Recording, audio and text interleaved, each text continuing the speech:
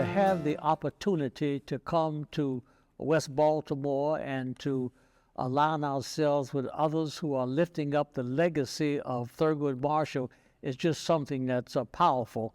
When I was in law school, I studied the history and legacy of Thurgood Marshall, and he's just a great jurist and one of the great people of all times. And to come to West Baltimore with our programs and to also address some of the challenges that's here in West Baltimore is just something amazing, and I'm looking forward to it.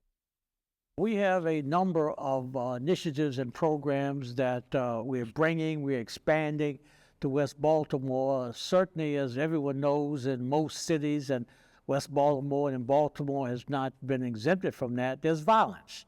And so we're going to have a gun violence initiative and programs to address that, to educate people, to hopefully prevent it. And we have a professor at the University of Maryland, Joe Richardson, who's going to head that particular program. We have an ongoing project now where we're working with ROAR, which is the Victims of Crime Clinic out of the University of Maryland School of Law. We do peer healing support for Black men who have suffered from a violent injury, specifically by firearm, and we've been doing that for a little bit over a year now. And the biggest part will be, the most significant will be the gun violence research lab that we'll have here in PS103 under the Judge Alexander Williams Center. And so I'm looking forward to that because this will be the first time that we'll actually have a space that's immersed in the community where we are actually conducting our work. Bridging the gap is very, very, very, very important to me. I want this to be a space where children or young adults come and feel motivated. I want this to be the mecca of motivation. And I want them to be able to have the resources to be able to reach their deepest, dream.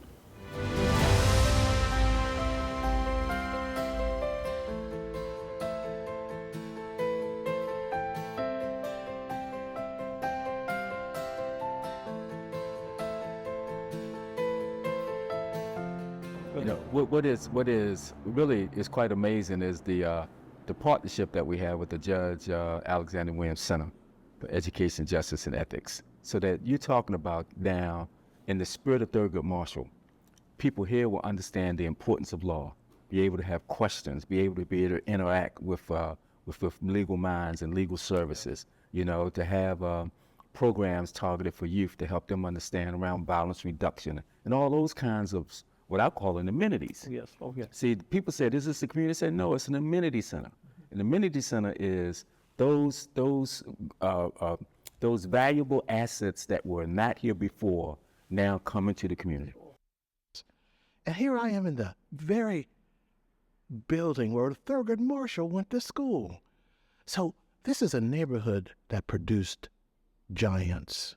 And Reverend Hathaway comes from that same tradition. He's standing on their shoulders. I'm trying to stand on his. Because it's going to take generations to get us where we need to be. And the renovation of this space is kind of a reflection of where we are today. To recognize that we've made progress, to recognize that the pandemic has exposed many of the broken pieces, the parts of the American dream that are a nightmare for far too many people.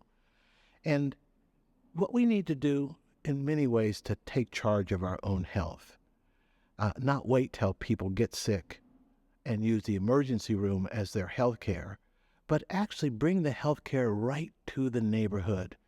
And that's the goal that I have in being part of this amazing initiative in PS103. Everyone in the community should understand the passion and the determination that Reverend Al had to make sure this project became fruition. He was able to get the support of the community, of the public officials, and even the private companies and private community. He was able to get them to buy into this.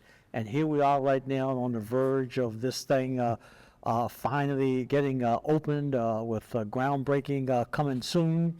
And this has to be attributed to the Reverend Al And so, Reverend Al, I'm just grateful for you, for your vision, for your determination, and everything that you've done to get this thing done. Well, just like you, you indirectly work for Dr. Pines. The person I work for is very powerful as well, and it was quite amazing to think. Many people have remarked about that. They asked, "How were you able during the time of COVID to raise $14 million?" Yes, yes. And that was an amazing effort. A lot of people have invested in this. This is an idea. I think the proverbial thing, the time has come. I believe that people recognize, one, the historic significance of Thurgood Marshall, but it also, this is where it began. That's right. You know, you begin somewhere, and it began with a public school education where people believed in him and poured into him. Now, if we can get this generation to understand that public education has a value, that public education is a place where you can learn and you can matriculate and you can develop skills that are lifelong skills, I think together with the Judge Alexander Williams and the Justice Thurgood Marshall Amenity Center, I think people will look back and say, job well done.